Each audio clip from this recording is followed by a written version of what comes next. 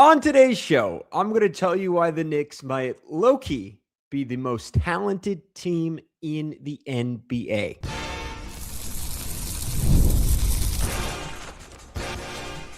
You are Locked On Knicks, your daily New York Knicks podcast, part of the Locked On Podcast Network. Your team every day.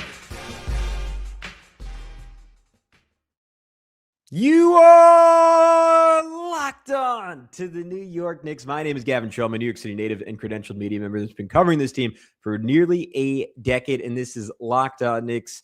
We are your daily podcast on the Knicks, giving you the most detailed insight on your favorite team at least 5 days a week. We're going 6 days a week of late. We are part of the Locked On Podcast Network, your team every day, and now the number one sports podcast network in the entire world. On today's show, I am revisiting an offseason topic. There was a bunch of stuff I thought about talking about today, doing a deep dive on Mikal Bridges, doing a deep dive on OG Anunoby, just giving my thoughts on the Spurs games and the Bucks games. But, you know, we only have so many more off days in the season. I only have so many more solo off shows. And I was thinking, you know what? Let me revisit a topic I really explored diving deep on this offseason, and that was going all in on ranking a bunch of players across different positions in the NBA and trying to gauge how talented the Knicks were. And I thought it would be kind of fun to do an updated version of that as we sort of round the stretch here and head into the playoffs. So I will start off with a couple of caveats. I decided to only rank players on contenders, right? Is nominally those should be the most talented teams. The 8 teams I picked as I think the only 8 teams I would say could feasibly win the championship this year. I had in sort of a particular order, but not really, the Thunder, the Pistons, the Spurs, the Cavs, the Knicks, the Celtics, the Nuggets, and the Minnesota Timberwolves. The one team that I think deserves a hearty apology on there is the Houston Rockets, who have survived all their injuries and are still third in the Western Conference. Super tough, vicious team. I would pick the Knicks in a series against them. I would not be incredibly confident in doing so. And yet, I think without Fred VanVleet and Steven Adams, that is just not a team that is going to win a championship this year. If they had one or both those guys, I would feel a whole lot differently. But here are my other important caveats to this. I don't know enough about the teams that aren't the Knicks relative to how much I know about the Knicks. I think I know a good amount about these other teams, but inherently, because of what I know about the Knicks and how much I watch them, because I root for them, there will be an inherent Knicks bias to this. I don't believe these rankings accurately capture the margins between guys. To come closer to that, I would have to rank every single player in the NBA. And let's just say hypothetically, I don't know, at the point guard position, let's just say there's a big gap between Shai Gilgeous-Alexander or a bigger gap between Shai Gilgeous-Alexander and let me pick a different position. Shooting guard. Let's just say there's a bigger gap between Donovan Mitchell and everyone else than there is at point guard between Shai and the other top point guards, or at center between Nikola Jokic and the other top centers. This list does not really accurately capture that, because the way I awarded points was 8 points if you were first at a position, 7 if you were second, etc. Somewhat arbitrary positional boost. That's essentially the same thing that I was just talking about. Like the Celtics, you'll see will get a big boost because Derek White is considered by most sites to be a shooting guard instead of a point guard. Doesn't fully take into account player synergy, though. I kind of tried to measure that and how a player fits into the team, how a player is either helped or weakened by the talent around them. But I don't think this does a perfect job of that. It doesn't take into account coaching at all, which is obviously a major variable in terms of who actually wins a championship. And I think the biggest caveat I will have is that I was highly inconsistent on health. As you will see, I am pretty optimistic on Aaron Gordon and Deuce McBride coming back, and I'm pretty pessimistic on Jason Tatum coming back. I don't know if there is a real internal logic to that. It was just sort of my gut instinct. But without further ado, let's go position by position and rank each guy or each position on each contender. There we go. Let's start off with point guards. I have Shai Gilgeous-Alexander in first, and that I think is pretty non-negotiable. I don't think there is any counter argument to him being first, and being first by a pretty substantial margin over everyone else on this list. If you want to make in the comments, if you want to say, hey, Shai was a little shaky in the finals, I think my guy Jalen Brunson would be better, that's cool. I initially had Jalen Brunson second on this list. And my main argument for having Jalen Brunson second on this list was the playoff track record more than anything else. And it was the fact that he's put up 30 points, 7 rebounds, 4 assists over a 3-year run with the New York Knicks, where the Knicks have consistently played like legitimately awesome teams. Like they got the early version of the Cavs, but who were a really good regular season team in 22-23 and just young but loaded with talent. They got the Heat that year. There were I can't remember if did the Heat make the finals that year? Or was it the year they lost? I think it was the year they lost to Boston in the conference finals. The point is I would say like a Eastern Conference Finals winner level, like an NBA Finals level team, I should just say. Then they played the Sixers, who were like way underseeded at 7 and were super talented and threw a bunch of bodies at them. They played a Pacers team that went on to challenge the Celtics in the conference finals. Maybe that wasn't the toughest opponent. And then last year you get the Pistons, one of the best defense in the league. The Celtics, one of the best defense in the league. The Pacers, a team that came maybe an injury away from winning a title. The point is Jalen Brunson against like consistently elite competition without really much, if any, help in terms of shot creation, right? Because don't forget, first time around, never gets healthy, Julius Randle, in that first playoff run as a Knick. Julius was playing on like a badly sprained, I think maybe even nearly broken ankle that eventually required surgery. And he plays like a quarter and a half against the Cavs healthy. And other than that, it is pretty much just Jalen Brunson and full defense's game planning to stop Jalen Brunson. Second year, Julius Randle is fully hurt. And yes, you get some quality shooting around him. You get some quality passing between Dante, iHeart, OG, but nothing resembling a second creator. Last year, you get Cat, who completely changes the game for Jalen from a spacing perspective, or would have if Tom Thibodeau did not insist on starting Josh Hart, which means Jalen was still attacking clogged paint, was still often seeing 2 or 3 defenders on single possessions. Like, I just believe he's fundamentally an offensive scoring force at the point guard position that really only Shea replicates. The argument for Anthony Edwards ahead of him, and I consistently argue for Jalen Brunson ahead of Anthony Edwards in these league-wide rankings. But I tried to pull off my orange and blue sunglasses, jersey, hat, whatever you want to say.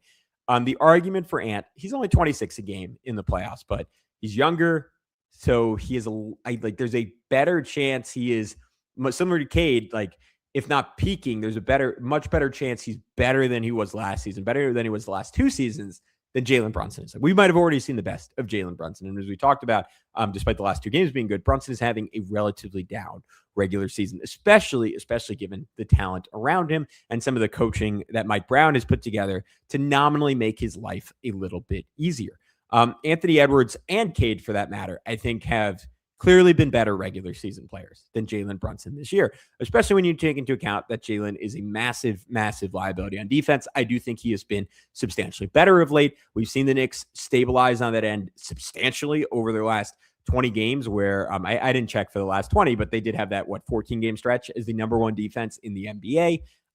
Like the Knicks have proven they can play, I don't want to say elite playoff level defense because that number 1 was built on playing a lot of weak teams, but they've shown they can be, I think at a minimum, a good defensive team with Jalen Brunson on the floor. That being said, he's going to be targeted relentlessly in the playoffs. Like every single possession, teams are going to be trying to put him in the action, and you see it against the Pistons. You see it especially when they played the Cavs recently. Like the best offenses are going to make the Knicks feel a lot of pain for having Jalen Brunson on the floor. Cade Cunningham, I know people have talked about him being overrated off the ball. On the ball. Off the ball, he's a really good secondary rim protector.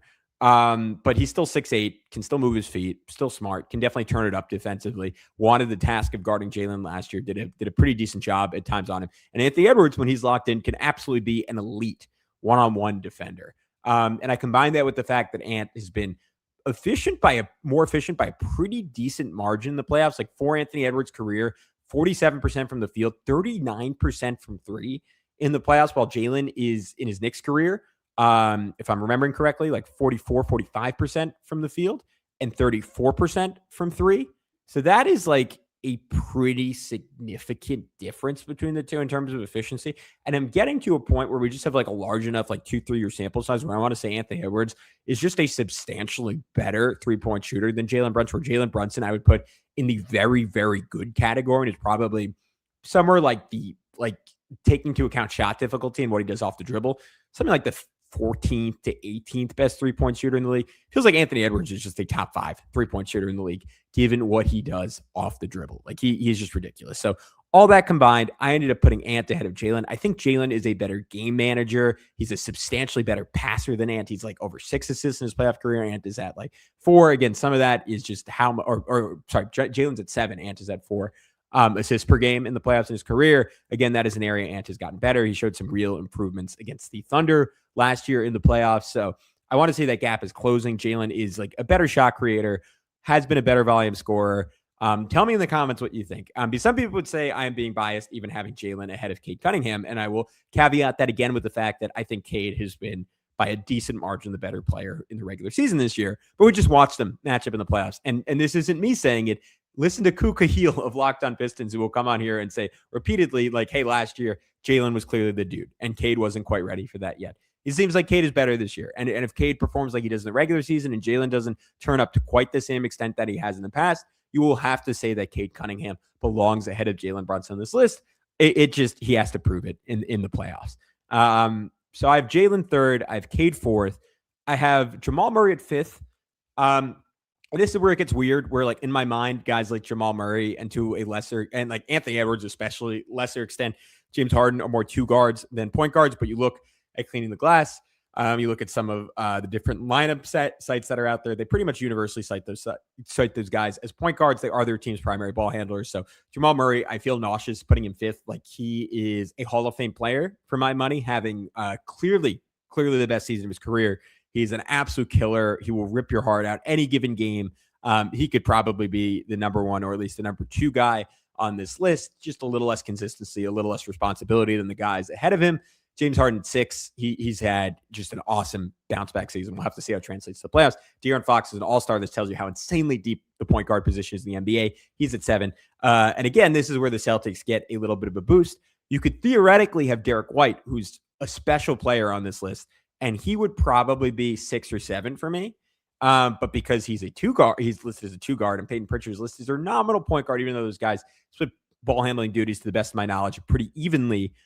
Pritchard is 8th, but you get the benefit, as you'll see after the break, of Derek White being higher on the 2 guard side. All right, we're going to have to pick up some speed on this. When we come back, we're going to continue seeing if the Knicks might just have the most talented team in the NBA. That next here on Locked On Knicks.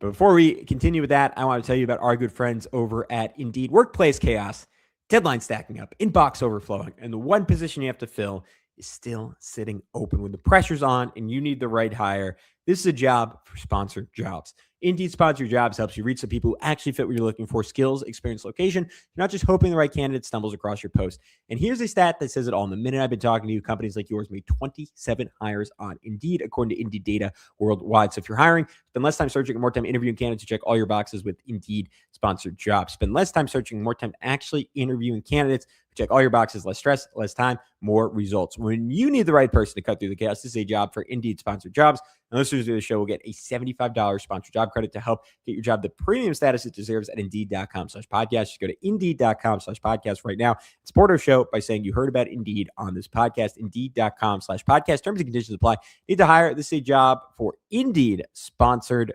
Jobs. All right, before we continue, we want to quickly tell you about the newest offering here at Locked On, and that is the Locked On Every Dairy Club. All you have to do to get Locked On Knicks ad-free is sign up with the Every Dairy Club plus members-only Discord access. You can join at lockedonKnicks.supercast.com or check the show notes for more. All right, let's keep moving. Let's see how fast we can get through this. We are heading over to the shooting guard rankings. I had Donovan Mitchell of the Cavs, number 1, earning 8 points for the Cavs here. That is with a bullet. That is like even more so than Shea. Substantial gap between him and everyone else on this list. And that is purely a product of Cleveland, unlike these other teams, having 2 Hall of Fame ball handlers. So one of them gets pushed to the quote unquote shooting guard spot, even though he's more of a lead ball handler than a shooting guard, which has become kind of like a role player in the modern NBA for the most part, with some notable exceptions. But Donovan Mitchell is first. Derek White should have been an all-star. You look at advanced metrics, consistently ranks as a top 20 to even on some sites top 10 player in the NBA. Just does not have a weakness on the basketball court, can create off the dribble, can shoot the three, one of the best defenders in the world, one of the best shot blocking guards we've ever seen in NBA history. Underappreciated player. I probably spelled his name wrong, so you could say I'm underappreciating him too. But he's in second. Steph Castle in third. Maybe overrated based on like the Josh Hart principle of teams are just not going to guard him in the playoffs, and he becomes a better regular season player than postseason player. And we also just haven't seen him in the playoffs. I'm just confident in that dude. I think he's a killer. He is ridiculously strong, ridiculously good at getting to the rim. One of the best guard defenders in basketball already. So I have him there. He just seems like a playoff riser to me. Like I think modern, like evolutionary alien Drew Holiday is the projection for Steph Castle. Just has to get that shot to a Drew Holiday point. 4, 5, 6, 7, even. Like these could have been in almost any order. I have Mikal Bridges, Asar Thompson, Dante DiVincenzo, Cason Wallace. I ended up putting Mikal first, and again, that is somewhat arbitrary based on reputation.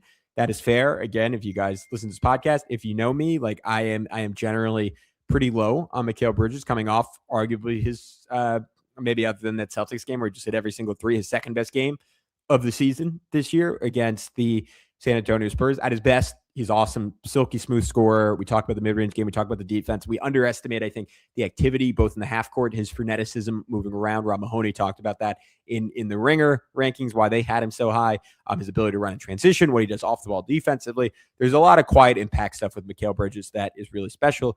My first instinct was to, despite all that, put Asar Thompson ahead of him just because I think he is maybe next to his brother, but maybe even including his brother, the best perimeter defender in basketball. Like I've never seen anyone approach what he does against Jalen Brunson outside of Drew Holiday a couple seasons ago. Like I just think he's unique in that sense. He's really knocked for the, like teams are even more so than Josh Hart, obviously. Teams are just not going to guard him at all in the playoffs, and JB Bickerstaff's confidence in him seems inconsistent to say the least. So he's there. Dante, plenty of times last year, plenty of times probably this year, I said, man, how good would the Knicks be if they had Dante DiVincenzo instead of Mikal Bridges? His shooting, his quick shooting, his deep shooting is so incredibly valuable. He just in Minnesota, unlike in New York, has not brought as much tertiary stuff to the table. Does bring some secondary creation, not as much off the dribble based on what I've seen. Barely getting the free throw line, much like Mikal. So I took Mikal's size. I took his defensive value over what Dante brings. And I think Dante in the half court is pretty clearly a better offensive player than Mikal Bridges, which is not something I ever thought I would say before the Knicks got Mikal Bridges. But he's at 6. Cason Wallace, he's shown you on the last few games without Shea that he can scale up in a real way. People, I think, stupidly have compared him to Jalen Brunson, been like, man, on another team, who knows what he can do. And I think they're underestimating how unique Jalen's rise offensively is in NBA history. Cason, like a lot of the other guys in this list, is also an elite defensive player, just a smaller role, only 8 points per game. Hard to justify having higher than that. And Christian Braun is an awesome player, physical, good switch defender. And again, this was a case of me like projecting the Nuggets lineup. Like there are worlds where they have Cam Johnson as their starter shooting guard, as you'll see. I have a fully healthy version of the Nuggets starting Peyton Watson and Brown together. More size, more defensive flexibility. Who knows if that's what they go with? That is, again, one of the flaws of this exercise that I'm kind of guessing on what lineups teams will go with. But let's knock out small forward real fast. I have Jaylen Brown, again, with a bullet. Big gap between number one and everyone else on this list for the first 3 guys. I have Jaylen Brown far and away the number one guy on this list. There is not another all-star on here. This is a position without a ton of depth. I just have Jaylen Brown, big time 8 points. Again, if I take into account margin, that should be like a 6-point gap between him and anyone else on this team. I don't know if he's quite a deserving MVP candidate. I do think he is very much deserving to be first or second team All-NBA this year. I have Jaden McDaniels of the Minnesota Timberwolves, second, just monster, engulfing defender. Lowkey, Knicks fans might not know this, but he's shooting 44% from 3 this year. Not on super high volume, but still a crazy number. He's developed more an off the dribble game, more shot creation game. He's just a really good player. Peyton Watson, I almost put second on this list again. A guy Knicks fans might not be super familiar with and might be scratching their head at.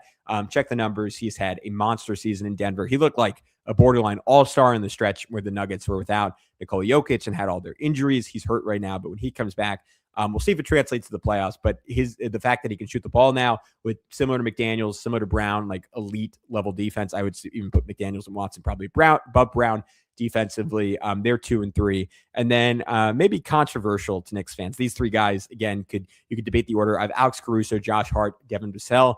Caruso over Hart was close, but Caruso just like at his absolute apex, he's absolutely in that conversation for best perimeter defender in the world, like changes games with his defensive playmaking, kind of like a Jose Alvarado, but then on top of that, he's 6'5", freakishly strong, can finish over people at the rim in the half court, can get hot from three on the right nights. Like I just think his role player stuff is a little bit more powerful than Josh Hart's role player stuff, even though they both have the same weakness that in the playoffs, teams will not guard them, teams will dare them to shoot, and they will be inconsistent generously in their ability to punish teams for doing so.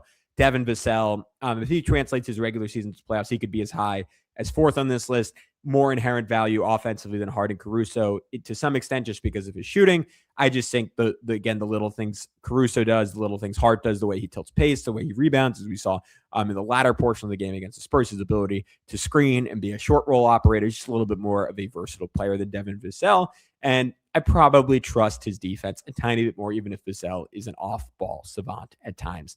And then I have Duncan Robinson and Dean Wade. I don't think those two need a lot of explanation. They are I put the other guys as all caps role players. I think those guys are more lowercase role players. I don't know if that's a perfect encapsulation of it, but that is my general feel. When we come back, we're ranking power forwards, we're ranking centers, we're ranking the bench, and we're revealing who is actually the most talented team in the NBA. But first, I have to tell you about our friends over at Betterhelp. This episode is sponsored by Betterhelp. March is a time to celebrate women, especially around International Women's Day, to recognize just how much they carry at work, in relationships and families, and in all the unseen roles they step into every single day. It's easy to celebrate that strength, but it's just as important to make space for their emotional well-being. And honestly, that goes for all of us. I think about my mom and how much she carries without always saying so. And it makes me think how many of us are doing the same thing. The role we play, the expectations we carry, the pressure we don't always talk about. Well, therapy can help with all that, creating balance, setting healthy boundaries, and supporting your overall well-being. With over 30,000 licensed therapists and more than 6 million people served worldwide, BetterHelp is the world's largest online therapy platform, and it works. Fill out the short questionnaire, get matched with a licensed therapist, and if it's not the right fit, switch at any time. Your emotional well-being matters. Find support and feel lighter in therapy. Sign up and get 10% off at betterhelp.com/LockedOnNBA. That's betterhelp.com/LockedOnNBA. And we also want to tell you about our good buddies over at FanDuel. College basketball is nonstop. Big games, tight spreads, momentum swings every single night.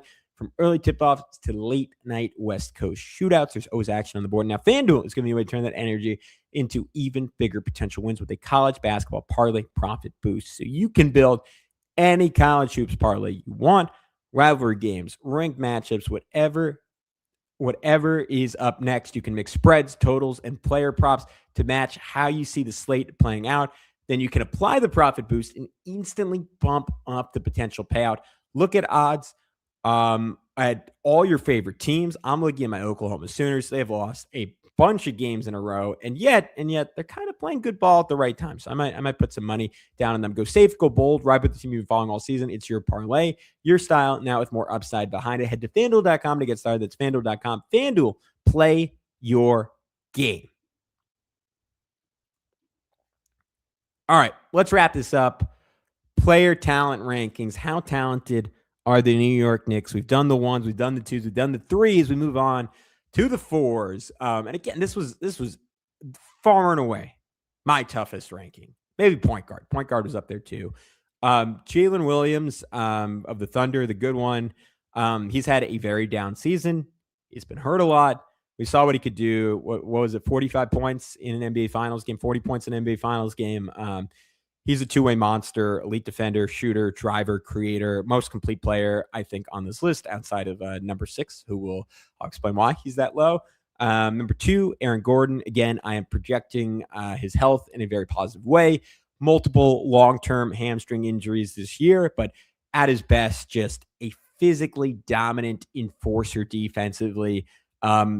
Seems to now out of nowhere have gone from an extremely inconsistent three-point shooter to a 40% three-point shooter on decent volume, lob threat, and gets to play with Nikola Jokic, who makes his life incredibly easy on the offensive end of the floor. 3, 4, 5, 6. This is where it gets complicated. And again, some Knicks bias might leak in. I have OG Anunoby ahead of Evan Mobley, Julius Randle, and Jason Tatum. I'll start with Tatum. He would obviously be far and away number 1 on this list if healthy. I just think there's just a lot we do not know with Jason Tatum, how he's going to come back, how he's going to look when he comes back. And there is a world where he is not himself, but he is used to. And to be clear, I think this is less of a risk with Tatum than it'd be with other guys because I think he's very self-aware. I don't think he's much of an ego. I think he said the right things. The issue is his teammate, Jaylen Brown, whatever you think of the guy, definitely has a healthy ego. I think it's probably good for him. I think it probably makes him a better player. But in this particular case, there could be some friction there. Tatum could have some trouble fitting into his role, or he could be 90% of the guy he normally is. He could accept that, like, hey, it's like too difficult to incorporate a quote unquote new best player midseason. And it could be very similar to the Cavs adding James Harden and incorporating him flawlessly. And Boston just essentially adds the greatest role player of all time and someone who can shoot, pass, dribble, defend, all at elite or in his injured state near elite levels. And you get that version of Jason Tatum. He has to be 1 or 2 on this list. I'm just projecting it's going to be a little bumpier. OG Anunoby versus Evan Mobley. That is probably not a reflection of the two in a vacuum. I think if Mobley was playing center, I would argue that there's a chance he's a more valuable player than OG Anunoby. I just think Cleveland is going to have some spacing concerns in the playoffs. And it's tricky to play 2 bigs together. I know Kenny Atkinson will balance the minutes of Mobley and Allen and keep one on the floor for all time. And there's a chance that they only end up playing something like 18 minutes a game together. I just think given Mobley's fall off from 3, unless that turns around rapidly, that is something that can hurt them disproportionately in the playoffs. I acknowledge in the regular season, he's probably pretty clearly been, even without the jump that most people wanted from him, a more impactful player than OG Anunoby, who, as we all know, as Knicks fans, has been extremely inconsistent this year. Yet OG at his ceiling outcome is just a game changer in the playoffs. We see it over and over again. Guarding 1 through 5 is mostly a myth. OG is someone who can legitimately do it for stretches, depending on who the 5 is. And Jonathan Macri at Knicks Film School wrote a great article on it today. When OG is playing well, when he's playing at his best, when he's engaged defensively, the Knicks are nearly unbeatable and have been for 3 years. I don't know if Mobley changes things quite to that extent for Cleveland, but that could just be my bias, my lack of knowledge speaking out. I snuck Julius Randle there at 5th. Again, you could make a case for him purely as an offensive player. Again, you want to take Jason Tatum out of the equation.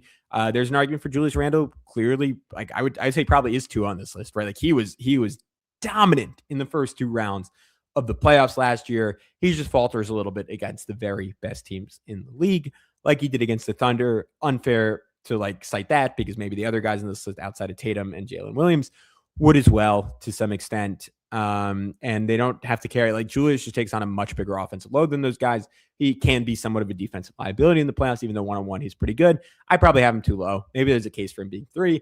I just remember going back to those 2 together on the Knicks. I kind of tended to think OG was the better guy, but maybe that was me underappreciating Julius Randle. So there's a case for him being as high as 3. He's had an up and down season, but almost all those guys have had an up and down season. That is probably the closest ranking, I'd say, to my Knicks bias coming through. You could easily have OG at 6, and I don't think anyone could reasonably argue that.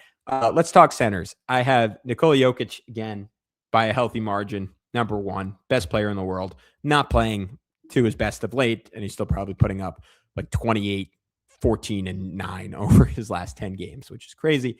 Been a little bit more turnover prone than usual. Victor Wembanyama, again, by a very healthy margin over anyone else in this list, is number 2, far and away the most impactful defensive player in the world. Already, I think one of the best defensive players in the history of NBA basketball. I don't know if in modern times, maybe you go back to Wilt Chamberlain, Bill Russell, there's been a guy who has players just doing U-turns when they drive to the rim. And you see that consistent with Wemby. Obviously, offensively, we know what he can do. He can be massively impactful on that side of the ball as well. Just a freak, an alien, deserving number 2. I have Chet Holmgren at 3 ahead of Karl Anthony Towns. I think Chet is probably only behind Wemby and maybe like Rudy Gobert when he's played his best this year as a defender, as a rim protector. Like he is a game changer at the rim. Offensively, just additive, right? Maybe he hasn't emerged quite as like the individual scoring threat that some have hoped. But he's still like really, really useful offensively. In the same way Cat's really useful offensively, even when he's not getting the ball. Maybe not quite to the same extent because he's not like teams will dare him to shoot. Teams are not ever really daring Cat to shoot, but he's super impactful both ways. Cat, we've talked about it, underrated defensive impact, down shooting season, down scoring season. Yet the Knicks are just better when he's on the floor. So I've Cat at 4. Rudy is a similar impacted Cat with the Wolves. At least last I looked, maybe this has changed the last 30 games or so. Massively better when he's played. Single-handedly like a bellwether for their defense. So I have him at 5. I have Jalen Duren, Jared Allen, 6'7". Again, 6'7". Maybe that's a little unfair to have them both there. Duren an all-star this year. Allen an all-star in the past. Duren, I want to see how it translates to the playoffs. I know Detroit's defense is better when he is off the floor. So that is something to watch going forward with him. Dominant force at the rim, just huge. The Knicks having to face him this year. I think Knicks fans are going to be surprised in a painful way at how freaking good Jalen Duren is. Just like close to the most rim pressure anyone in the NBA applies. Like he's ridiculous as a lob threat. Allen has been playing incredible basketball lately. Like he's been playing all NBA caliber basketball. We'll just see how it translates to the playoffs. And I think against most teams, it'll translate well. Against the Knicks in particular, we know what Mitchell Robinson does against him. We just saw Allen have an amazing game against the Knicks. So that is probably unfair, probably too low for Jared Allen. And then Neemias Queta has had an incredible defensive season. Like he's legitimately been one of the better defenders in the NBA.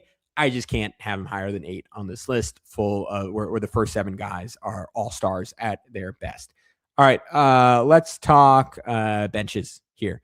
This was incredibly tough to do the bench rankings just because all these teams have really good bench pieces.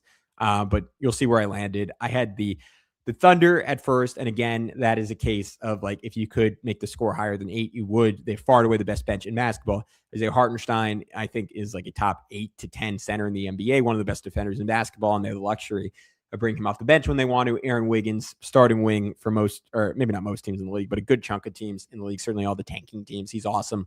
Lou Dort, elite defender. Again, I arbitrarily, they start Dort. I had Caruso because I think in like a do or die game, they would probably start Caruso over Dort. Dirty player, most likely, but incredible defender. AJ Mitchell, as good as Deuce McBride. I think similar, like incredibly talented scorer. He's had an awesome defensive season. Everyone on their team is just a great defender. And then they add like Isaiah Joe and Jared McCain, who are like as good as spark plug guards in the NBA. They have every piece you could ever want. Again, 8 points does not truly represent the margin between the Thunder and everyone else on this list. I have the Pistons next. I went back and forth between them, the Knicks, and the Wolves. I think the Knicks, like you could argue that Mitchell Robinson and Deuce McBride, I would put Isaiah Stewart in that conversation as well. Like could be on the right day, the 2 best players on like of the bench guys, of the non-Thunder bench guys.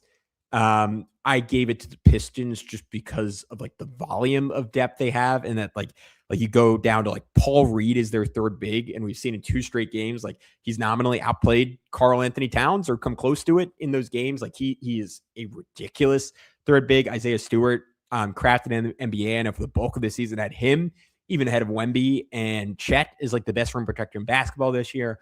That is a unique option off the bench. Dennis Jenkins, athletic freak. He's killed the Knicks. Javonte Green, another physical, aggressive, violent piece. Karis LeVert, guy who could put up 20 on a bad team. Like just a luxury piece. Like they just have so much depth. Maybe not quite enough shooting. So maybe I'm slightly overrating the Pistons, but I felt like I needed to make up for like other spots where I underrated them, and I underrated their synergy. And I did that by having their bench quite high. The Knicks, again, you get a healthy Deuce McBride. They probably should. There's a good argument, at least, for them to be second on this list. Deuce is like probably the best bench guard on here. Dosunmu has a case. Dort, McCain, AJ Mitchell, certainly a case. But he's in that conversation. Like Deuce is a game changer. One of the more impactful bench players in recent memory in the NBA. Just completely changes things for the Knicks. Mitch, greatest offensive rebounder of all time. We know what he can do. I'll speed run the rest of these. Wolves, Naz Reid, defending 6-man. Ayo Dosunmu. He's been awesome. Two-way threat for them. Bones Highland has been pouring in points. Spurs, Dylan Harper, shockingly good defensively for a rookie. Can't shoot yet, but off the ball scoring, you just don't typically get from bench guards. And they have shooting in Harrison Barnes, physical presence in Keldon Johnson, Luke Cornett, awesome A- backup center. Nuggets are also probably too low. Cam Johnson, weird, bad season from him. He would normally lift them a lot higher or just be a starter. He's one of the best shooters in basketball at his best. Tim Hardaway, still really good somehow. Great presence for them. Jonas, awesome backup center. Bruce Brown, proven playoff killer. No doubt what he's going to do in the postseason. He's great. Cavs, probably too low. Loaded with shooting. Insane amounts of shooting off the bench. Jalen Tyson, Sam Merrill, Keon Ellis, Max Strus if he's healthy. Just ridiculous. Tyson and Merrill both top 10 in the NBA in three-point percentage. Dennis Schroeder, one of the best backup point guards in the league. Really good defender when he is locked in. Keon Ellis, also really good defender. Daquan Tomlin, underrated. Celtics are clearly last, even though their bench guys have been great and have really overperformed.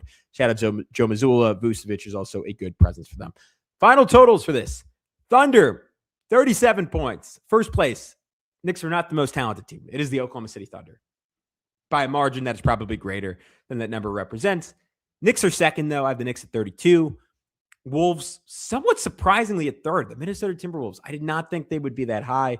But I was pretty enthusiastic about their frontline talent. That was with me maybe underrating Julius Randle, so they could even be higher. Nuggets at fourth with 29.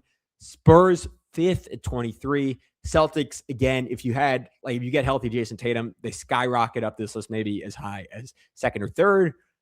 Pistons and Cavs, surprisingly low. And I think a big part of that is the bulk of their talent being at the guard spot. Obviously, you get that boost in Mitchell. You do not get it in Harden just because he's stuck at a loaded point guard spot. I probably underrated their bench. I probably underrated Evan Mobley and Jared Allen relatively because those two guys on their best nights can certainly play with the guys ahead of them. But that is where I had them. And the Pistons, as we say, they're so much greater than the sum of their parts. This is probably representative of me ranking offense over defense, as I did having Asar Thompson as low as I did because he's a lead on one end of the floor. Pistons fans watching this will inevitably leave me in comments and they will talk about, the Knicks are 11 points more talented, but we beat you guys by 30 every time we play you. Yeah, because the Pistons, I did a whole episode on identity. The Pistons have such a great, strong identity. They are all pointed in the same direction every game, every moment. I would hope Pistons fans would take that as a compliment. I don't think they do ultimately. And if they play the Knicks in the playoffs and beat them in 4 or 5 games, maybe I will have to revisit how talented I think the Knicks guys are relative to the Pistons guys. But that is my rankings. Let me know what you think in the comments. Was I too biased towards the Knicks? Was I not biased enough towards the Knicks? Are the Knicks really the second most talented team in basketball? Let me know what you think. And then we'll be back tonight with a recap of the Raptors game and then game of the season, maybe for the Knicks, the ultimate measuring stick game, as they will play the Oklahoma City Thunder on Wednesday. I can't wait to talk about both those with you guys. But until then, be well. We'll talk to you soon right here on Locked On Knicks.